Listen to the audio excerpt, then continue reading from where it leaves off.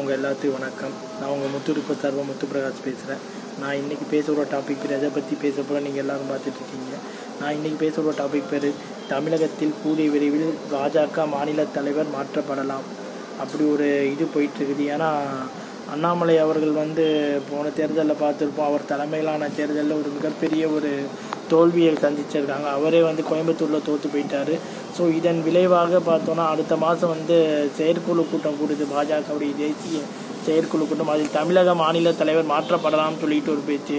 ஏன்னா அண்ணாமலையை இப்படி மாற்றினா ரொம்ப கெட்ட பேர் ஆகிடும்ட்டு அவருக்கு ஒரு லண்டனில் ஒரு கோர்ஸ் படிக்கிற மாதிரி ஒரு சர்டிஃபிகேட் கோர்ஸை ரெடி பண்ணி அதன் மூலமாக அவர் மோடி அதுக்கு பர்மிஷன் கொடுத்ததாகவும், அதன் மூலமாக அவர் லண்டனில் போய் அந்த பொலிட்டிக்கல் பேஸ் சம்மந்தப்பட்ட ஒரு கோர்ஸ் படிக்க போடுற மாதிரி ஒரு பேச்சு. இது இந்தியாவில் அண்ணாமலையை தான் சூஸ் பண்ணியிருக்காங்க. ஒவ்வொரு வெளிநாட்டிலேருந்து ஒவ்வொருத்தரை சூஸ் பண்ணியிருக்காங்க.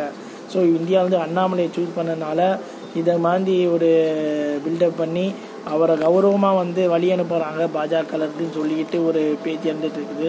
ஸோ கூடிய விரைவில் பாஜக மாநில தலைவர் மாற்றப்படலாம்.